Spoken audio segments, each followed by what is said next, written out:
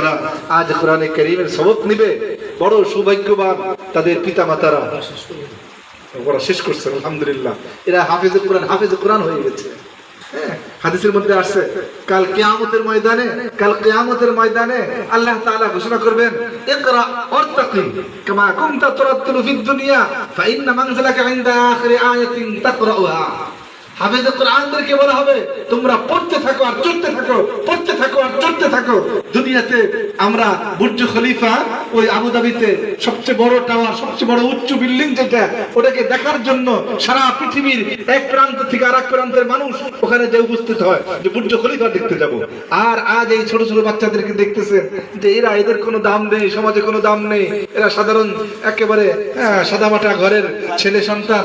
কিন্তু কাল কিয়ামতের ময়দানে এই ছোট ছোট বাচ্চারা এরাই সবচেয়ে বেশি দামি হবে, এরাই সবচেয়ে বেশি দামি হবে, আর সবচেয়ে বড় টাওয়ার, সবচেয়ে বড় বিল্ডিং এর মালিক এরা হবে। এটা আমার কথা না, আপনার কথা না, কোন মৌলবীর কথা না, খুদ সরকারে দো আলম সাল্লাল্লাহু আলাইহি ওয়াসাল্লাম পয়গম্বরের বাণী, পয়গম্বরের কথা, যে আল্লাহ তাআলা কাল কিয়ামতের ময়দানে এই হাফেজে কোরআনদেরকে বলবে, ইকরা ওয়ারতাকি, পড়তে থাকো আর চড়তে থাকো, পড়তে থাকো চড়তে থাকো। তারা পড়তে থাকবে, পড়তে পড়তে 6666 আয়াত যখন শেষ করবে, তারা এক একজন ওই 6666 তারা বিশিষ্ট এক একটা টাওয়ারের মালিক হবে ইনশাআল্লাহ,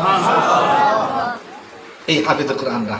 তো আল্লাহ তাআলার বড় রহমত করম এদের উপরে এবং এদের মা বাবার উপরে। এদের মা বাবাকে কি দেওয়া হবে পুরস্কার? এদের মা বাবাকে কি পুরস্কার দেওয়া হবে? হাদিসের মধ্যে আসছে এদের মা বাবাকে এমন নুরানি তাজ পরিধান করা হবে, তাদের মাথার মুকুট পর তাদের মাথায় মুকুট দেওয়া হবে, যে তারা ওই টুপি, নুরানি টুপি পরে বসে থাকবে, আর পুরো এলাকা, পুরো ওই জায়গাটুকু আলো ঝলমল করতে থাকবে। আর তাদের মাথা, সমস্ত মাথার থেকে অন্যান্য সমস্ত মানুষের থেকে তাদের মাথা, তাদের গর্দান উপরে থাকবে, সবাই দেখতে থাকবে আর বলবে এরা কারা? বলে এরা কারা? বলে এরা তো সাহেবে কোরআনের মা বাবা, সাহেবে কোরআনের মা বাবা। তো আল্লাহ তাআলা তাদের মা বাবাকে এমন সম্মান দিবে, আর খুদ হাফেজে কোরআন তাকে কি সম্মান দিবে? বলে তাকে কি সম্মান দিবে? তার জন্য তো বিশেষ মর্যাদা আর সম্মান এটা আল্লাহ তাআলা রেখে দিয়েছেন। হ্যাঁ, সেই কোরআন আমি প্রথমে যে আয়াতে কারিমা আপনাদের সামনে তেলাওয়াত করেছি, আলিফ লাম মিম যালিকাল কিতাবু লা রাইবা ফীহি হুদাল লিল মুত্তাকিন, যে এই কোরআন এর মধ্যে কোনো সন্দেহের অবকাশ নাই।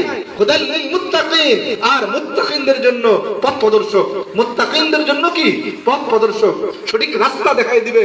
কোরআনে কারীম আপনি পড়বেন, অটোমেটিক আপনি আল জান্নাতের যে রাস্তা, ওই রাস্তায় চলতে থাকবেন। জান্নাতের যে রাস্তা, ওই রাস্তায় আপনাকে টেনে নেবে। দুনিয়ার গুমরাহির কোনো রাস্তা আপনাকে নিতে পারবে না। শুধু কোরআনে কারীমের সাথে সম্পর্ক রাখার কারণে, কোরআনে কারীম তেলাওয়াত করার কারণে। আমাদের মধ্যে ইদানিং কিছু আলোচনা হচ্ছে, অনেকে আলোচনা করে, আগে থেকে করতেছে, কোরআন না বুঝে পড়লে কি লাভ? কোরআন না বুঝে পড়লে কি লাভ? বুঝে পড়লে সবচেয়ে উত্তম, ঠিক আছে, বুঝে পড়লে সবচেয়ে উত্তম, সবচেয়ে ভালো, যে বুঝে কোরআনে কারীম তেলাওয়াত করতে পারে এবং অর্থও বুঝে, এটা সবচেয়ে ভালো। কিন্তু এই কোরআন, এটার মুআজিজা হচ্ছে এটা বুঝে পড়ুক আর না বুঝে পড়ুক। হ্যাঁ, ইমাম আহমদ ইবনে হাম্বল রাহমাতুল্লাহি আলাইহি, ইমাম মালিক রাহমাতুল্লাহি আলাইহি এরকম স্বপ্নে দেখেছেন যে আল্লাহ তাআলার সাথে মুলাকাত হয়েছে, আল্লাহ তাআলার সাথে মুলাকাত হয়েছে। আল্লাহ তাআলাকে স্বপ্নের মধ্যে দেখছেন। তা আল্লাহ তাআলার কাছে জিজ্ঞাসা করছেন, আল্লাহ আপনার কাছে সবচেয়ে বেশি আমল কোন আমল প্রিয়? সবচেয়ে বেশি আমল, সবচেয়ে প্রিয় কোন আমলটা? তা আল্লাহ তাআলা বলছেন, মালিক আমার কাছে সবচেয়ে উত্তম আমল হচ্ছে কোরআনে কারীমের তেলাওয়াত, কোরআনে কারীমের তেলাওয়াত। তো এরকম 99 বার যখন স্বপ্ন দেখার পরে, তারপরে আল্লাহ তাআলার কাছে ইমাম মালিক রাহমাতুল্লাহি আলাইহি বলেন যে এই কোরআনে কারীম বুঝে পড়লে নাকি না বুঝে পড়লে?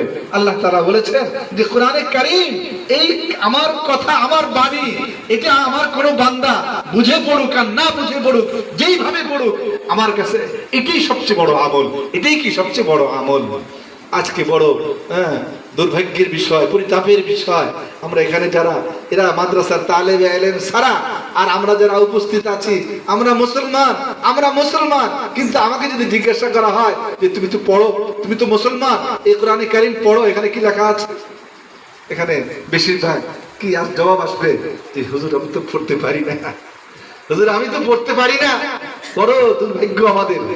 যা হোক আলহামদুলিল্লাহ, আমরা নিজেরা তো পড়তে জানি না, কিন্তু যারা নিজেরা না পড়া জেনে আমাদের সন্তানদেরকে মাদ্রাসায় দিয়েছি, তাদের জন্য কি আছে? পুরস্কার আছে। তাদের জন্য কি আছে? পুরস্কার আছে। কি পুরস্কার তা তো বললামই। কাল কিয়ামতের ময়দানে এই সাহেবে কোরআনদের হাফেজে কোরআনদের মা বাবাকে এবং নুরানি টুপি পরানো হবে, যে পুরো এলাকা আলো ঝলমল করতে থাকবে, আলো ঝলমল করতে থাকবে। আল্লাহ তাআলা এরকম বিশেষ সম্মানে তাদেরকে ভূষিত করবে, এরকম বিশেষ মর্যাদা আল্লাহ তাআলা তাদের মা বাপকে দান করবে। আর কি দান করবে? কাল কিয়ামতের ময়দানে যখন মানুষের ফয়সালা হয়ে যাবে, ফাম্মা মান উতিয়া কিতাবাহু বিশমালিহি ফায়াকুলু ইয়া লাইতানি লাম উতা কিতাবি। যখন আল্লাহ তাআলা হিসাব করা হবে, আমলনামা দেওয়া হবে, আমলনামা দেওয়ার পরে যারা ফারিকুন ফিল জান্নাতি ওয়া ফারিকুন ফিস সাঈর, যে তোমরা আলাদা হয়ে যাও, আমতাজুল ইয়াউমা আইয়ুহাল মুজরিমুন।